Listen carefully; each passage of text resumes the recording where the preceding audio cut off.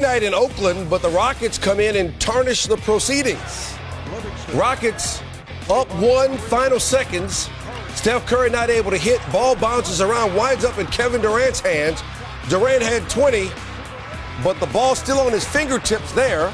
So they wave off what would have been a game winner, and the Rockets escape with a 122-121 win. You see there, the ball clearly still in Durant's hands as the clock goes to zero. Either way, man, hell of a game. Felt like it was a playoff game.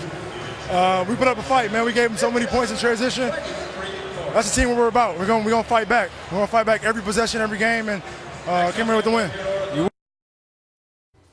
Let's welcome in Stephen A. Smith now, who joins us from Cleveland. Stephen, this game really seemed to turn when Draymond Green left with that knee sprain. What was your impression of how things went down the stretch? Well, he's your Energizer Bunny, and he's one of the top defensive players in the game. So anytime he goes down, you're going to suffer considerably if you're the Golden State Warriors, and I think that's one of the things that's transpired. But let's give credit where credit is due. James Harden is a superstar scorer. We all know this. That's why he dropped 27 tonight.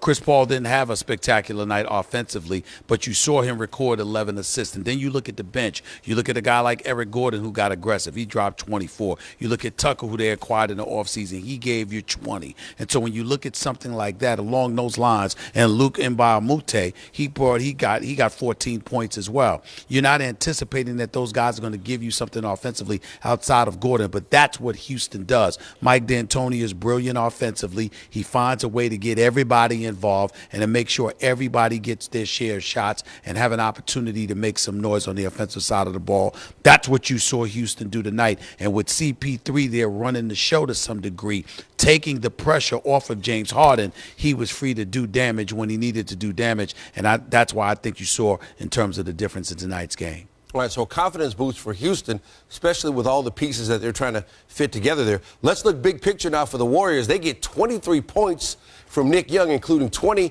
in the first half. I mean, they're not used to that kind of bench scoring from anybody during this run that they've had the last few years. What could he do for them that they haven't had? Oh, he can do major damage simply because if nothing else, he can shoot. He may not play defense for you, may not make the right plays all the time. He's not the headiest player in the world, but he is a talent who can put the ball in the hole. And that was when he was playing for other teams as opposed to a team like the Golden State Warriors, where you have a superstar in Kevin Durant and Steph Curry. You've got a sniper in Klay Thompson as well. These guys are going to get you open shots. There's no question about it. He's spelling for one of them. He ain't spelling for everybody.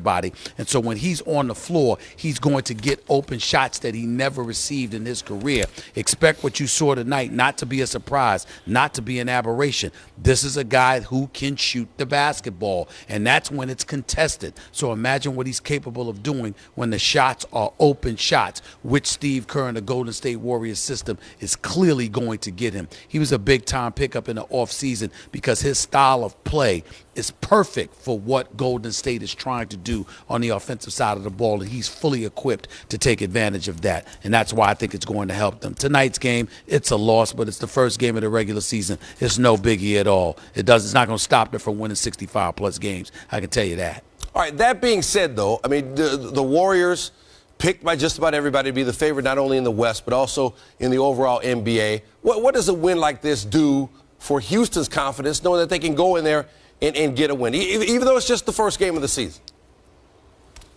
Well, it elevates their confidence exceptionally well because they know they could score on anybody, but being down 17 and coming back and tying the score and ultimately winning the game, that shows you that you're capable of getting stops as well if you keep grinding and grinding and grinding. And that's one of the things that D'Antoni is going to preach. You know, some people will take the D out of his name and call him Anthony because it's oxymoron to put D in the name of D'Antoni. When it comes to defense, that's just not going to work.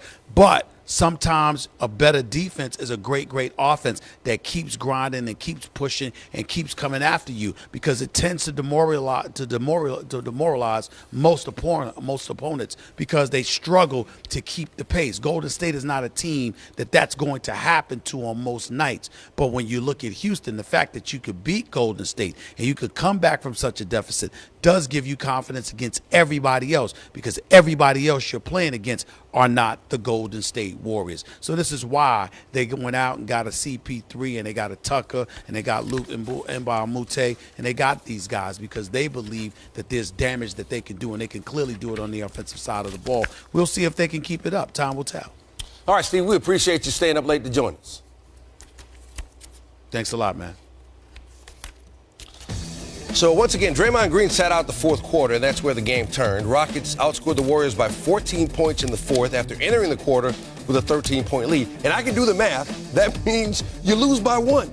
They had won 143 of their last 144 games when leading by 13-plus points entering the fourth quarter. The only loss in that span, January 6th.